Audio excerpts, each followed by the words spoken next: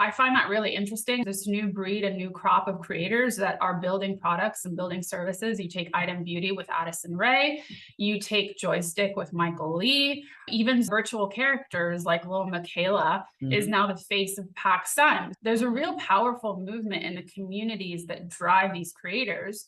Whereas this whole idea of traditional old celebrity is dying a very, very quick death. All right, you guys ready? Yep. All right. You're listening to the Tomorrow Today podcast with Kaplanis. Don't FOMO out. That's the biggest mistake in this space right now, FOMO. And Duke McKenzie. That's just crazy, right? It's like Conversations with thought leaders, experts, influencers, culture shapers, discussing all things innovative, groundbreaking creative developments, evolving digital markets. The podcast for those who are curious about what is next. Social media, Web3, NFTs, the metaverse, all the things you need to know about to start planning tomorrow's success today.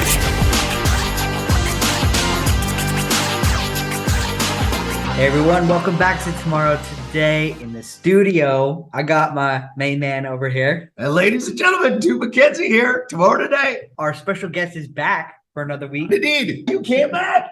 I did. Ladies and gentlemen, I had Nadine so Drug. much fun the last time I decided to come back. Wow, welcome back. Welcome back. I didn't think you were going to come back, but we're glad to have you back. Love having you Thank back. you for having me. Any of you that are listening, follow me and things that I've been doing, you would know that I have been such an advocate right now on the subject of followers versus community and how important going forward with social media is community. You really need to focus on that. So we're going to dive in and give you more insights and our thoughts around followers versus community. Nadine, you're a guest, so kick this off. Kick it off. For a lot of people that don't know, there is a massive difference between followers, people that follow you, and your fans, people that are die hard, will do anything you do, will buy whatever you put out there, know every single detail about you.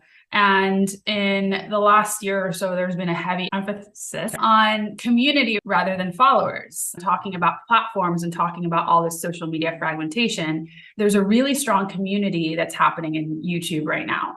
And a lot of people would say, well, the reason why YouTube has really strong community and really strong fan base is because of the fact that it's a long form content play. Whereas TikTok, someone can have 100 million followers or have 20 million followers, but if their community is following them based on the trends and based on how much they like their dancing or how much they like their jokes, but is not really invested in the individual or the artist or the creator themselves, then some will say that's not as rich as a community. I think it's really interesting, especially with this day and age, you're seeing a lot of creators launch products and services. Take, for example, Emma Chamberlain. Emma Chamberlain started a coffee company a couple of years ago because she is a huge coffee fan. She recently closed in on a $7 million Series A funding.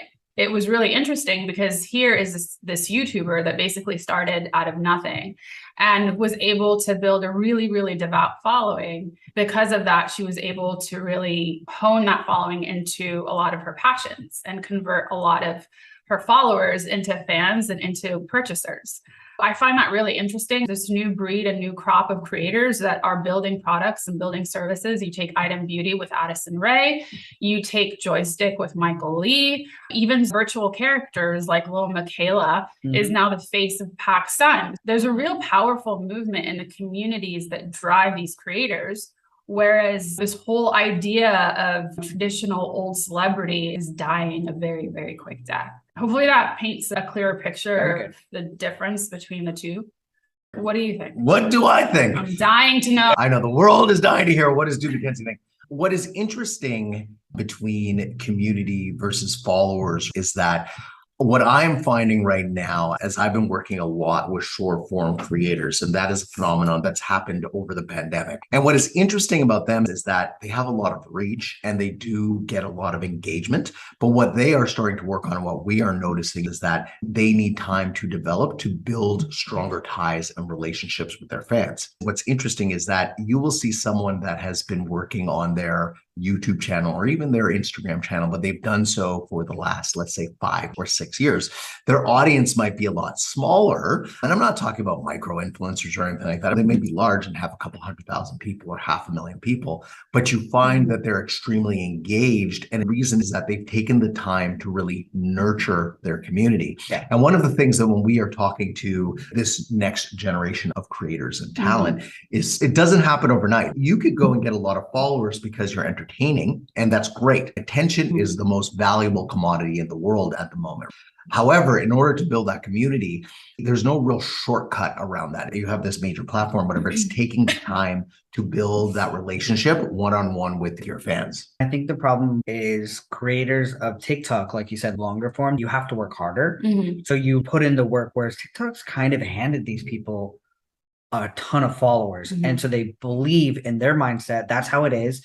And they don't need to nurture them because TikTok's just going to keep handing it to them. But they're starting to see the slow. Right. They're starting to see that slow down. Yeah. And realizing to garner those views, you have to have a community that comes and follows everything you put out. But in order to do that, you have to start talking with your community. They have to see you're a real person and giving back and going live, doing things to get their attention and to put trust in you again as a creator. And what you find is that the creators that are doing that are the ones that are standing out, that are evolving. Yeah, I think it's really interesting because the first year that brands was really, really paying attention to TikTok was, I would say, 2020 into 2021. 2021 was obviously a huge year for TikTok because a lot of brands were like, all right, fuck it. We need to be on this platform. Let's throw a bunch of money and not really understanding how the money's being serviced. There was no measurement or ROI. But now brands are getting smarter. They're looking at engagement. They're looking at, is this creator moving product? If I'm paying $100,000 per post, what am I getting back? And as advertisers, as brands are getting smarter, creators are like, wait a minute, why am I not doing as many deals, brand deals that I've done this year that I did last year? And part of our job too is really educating our creators on the importance of community rather than followers. You can get as many followers as you want, but does that translate to community? I think YouTube is another great example of that. It's really hard to grow on YouTube. Acquiring 1 million subs on YouTube is really, really hard. And people that are subscribing to your channel on YouTube are diehard fans, of people that really want to know what's going on. Same thing with Twitch. We haven't really touched on Twitch, but Twitch is very gaming centric, and a lot of hardcore gamers will be on Twitch and follow their streamers because they're down for the cause. And TikTok is more, I don't want to say accidental, but it's more happenstance. You see a video and you like it and you throw a follow. So it's really easy to build a huge following base. And I think that's contributed to the problem. So I think this is all going to shake out in the next couple of years as advertisers get smarter, as TikTok builds up better, more robust targeting and insight solutions for advertisers. Advertisers will look at engagement numbers. They'll look at other things aside from follower count. I think that will cause creators to really look very closely at what they're doing and make changes based on that behavior. I think creators have the issue right now is that they're using their followership to dictate their own rates for the channel. But that's changing. And we're seeing that quickly, that rates no longer correlate with your followership, but they correlate with your community. We work with several creators in many different levels of followership, but then there's a couple creators that we work with that are under 5 million that are bringing in more money than some of our 10 to 20 million follower creators. It's interesting because follower count is important if it's a function of follower count, engagement, and the type of content that you put out, right? Like that seems to be the function, because we have worked with creators that, yes, have high engagement, but the brands really like the content that they make, as in it's a really good fit. So they'll pay a premium for that. But it is those functions. Follower count, there's a standard metric of all those, but then engagement's really important. How many views are you getting on your latest videos? Are you able to translate? One of the things I was going to say, there are 2 types of creators, and you can see it, that have had success at translating on other platforms as well. That is a good indicator. I think you said something really important and valid, is that a lot of creators will say, I hit 10 million, I hit 20 million. Does that mean my rates are going to go up? And I'm like, absolutely not. It really depends on your engagement numbers. And TikTok is now allowing advertisers to go on their dashboard and look at engagement numbers. If you have high engagement, then you're going to get better rates. Absolutely. If you're moving product, if you're moving services, you're going to get higher rates. Follower count on TikTok is essentially nothing unless you're able to really engage. And I see creators all the time growing on TikTok, but they're not engaging with their fan base. Yeah, Right. They're not consistent with their fan base. That causes issues down the line because brands are becoming more and more smart on that. What is fascinating is that you will see some creators that are large that are not relevant any longer. Mhm. And it's because of the lack of engagement, the lack of interaction with their fans. It's a lot of work. People always laugh, oh, you work with a bunch of creators. I'm like, these are some of the smartest, hardest working people that I've worked with. They're working all the time. They're on the clock because you have to engage your community and making content and engaging them.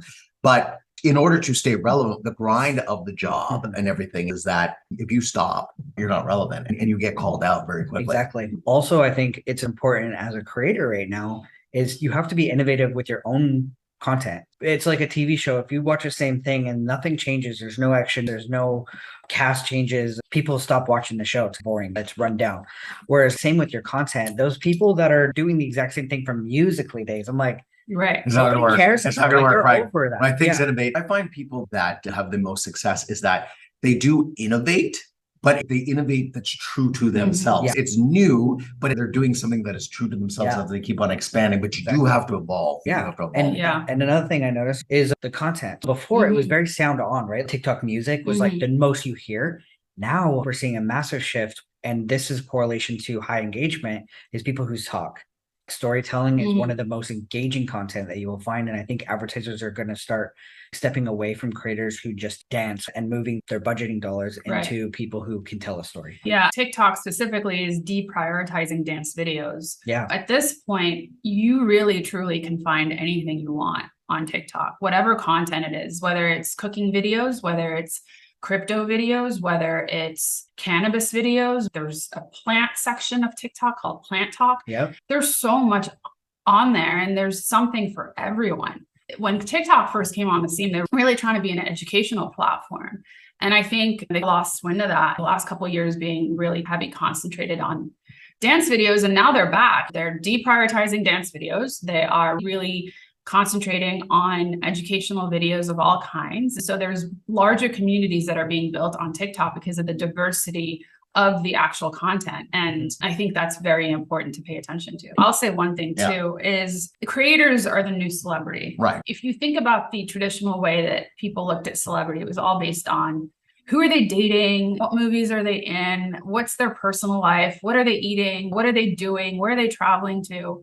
And people still have an appetite for knowing really intimate, personal things about people they love. Right. Yeah. And creators need to pay attention to that. I have a lot of creators that are not interested in airing their personal life, and that's fine. It's just not where the direction is going, right? And so if you're not allowing your audience to take a sneak peek into your intimate, most personal experiences, then your audience is not going to feel connected to you, and they're not going to want to invest the time that they would any other celebrity. And so it's something to really pay attention to, because it's a really interesting time right now where it's the death of this old traditional movie star celebrity and the emergence of the social media driven creator that is the expert in their content. It's a really interesting shift. And if you're able to maneuver and swerve a little bit and adjust, I think as a creator will prove to be very, very successful. Do you know who does a good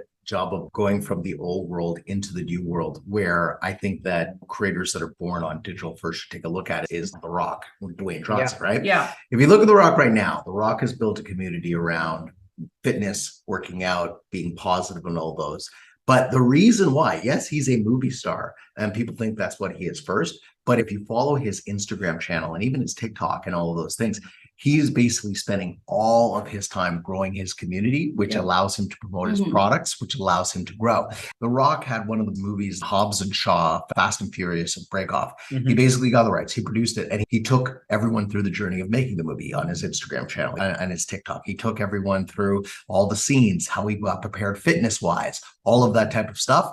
And that movie, which was relatively cheap to make and everything, tripled its money and became very, very popular. And because he basically marketed and promoted it and took people on the journey, as Nadine was saying, through its TikTok channel. Everyone needs to follow that example as they grow and build, take people on the journey. Yep. One of the creators that we work with, born on TikTok creator Mike Lee, he has launched a new startup called Joystick. And one of the things that he's been spending more time doing is talking to people about why he's doing it and taking people on that journey. And that's an important part of that, because yes, that's not core his comedic and dance content and all those things, but that's an important side, and people are fascinated by seeing that type of stuff and that side of his journey. I think what's really important to note too is as a company, we get so many requests from celebrities asking to align with the top TikTokers because they want to stay relevant. And they're completely lost. A lot of them have no idea what to do. They feel like they should adjust the way that they behave or the things that they're passionate about because of the platform. And that's such a fallacy, right? I don't know where anyone got that from, but I think what's admirable about people like The Rock and Will Smith prior to the slap, and people like Gary Vee and people like the Barstool guy, Dave Portnoy. These are older type entrepreneurs and celebrities that have really built a Gen Z audience, been successful at that, because they say things in a way that relates to the younger audience, and everything that they're doing seems super authentic, right? They're not listening to what someone's saying about trends and songs and things like that. They're essentially, what they're doing is they're being super authentic on the app, and they're presenting themselves as is, and it's resonating. Yeah. I think that hit the nail right on the head, as in the only way to build community is to be authentic. It doesn't mean you have to share all yourself, but when you look at The Rock is authentic. Like, him working out and his fitness thing is authentic to a part of who he is, right? I'm sure he doesn't reveal everything on it, but he is authentic. And I think that's an important part of building community. And I think that creators should spend some time doing that. Kyle, how would you close us off with thoughts on that? Yeah, just tie in something. We all know Stranger Things. We all know how successful. Stranger Things, yes. I think one of the biggest ways is, again, all the people that are in Stranger Things, Snap and all them, they all have a really good community on TikToks. Right. And they are fun with their community. So people want to support the show. Like, obviously the show is a success, but I think it contributes back to those people look like real people, like the Gen Z audience. And they're like, I'm going to go watch them because I know these are my peers and I'm going to go support that show. Right. And I think we're going to start seeing that. And if celebrities are not doing it, they're no longer relevant. And old IP, for example, Top Gun did super well on TikTok, right? Yeah. And it was 35 it was years 35, almost 40 years old when it came back out. Yeah. And I'm sure someone in their teens or early 20s have no idea what that movie is all about. And it really found an audience on TikTok because the marketing of that movie was just really well done. And they really paid attention to attracting a new, younger audience. Did that on TikTok. Same thing with Minions. Minions really found a place on TikTok. The marketing for that was impeccable. But then you take other movies that came out around the same time that were huge. I'm not going to say who they are. The names, but they're not business. I don't want any phone calls. My mom told me, if you don't have anything positive to say, don't say it. There's other movies that came out, big budget movies, huge marketing budget, and they didn't do as well because they didn't take that into consideration. Totally. And so look at what's succeeding, look at where the numbers are, look at where the audience is, build something that's truly authentic that speaks to that audience, and I promise you it will go places. Absolutely. You closed it twice. Just call me. You closed it twice. Call me. Look at that. That is what I do. Always be closing. That was a great way to kick off. Ladies and gentlemen, please subscribe to Tomorrow Today. Please leave a review. I'm Duke McKenzie. I'm Kyle Kaplanis.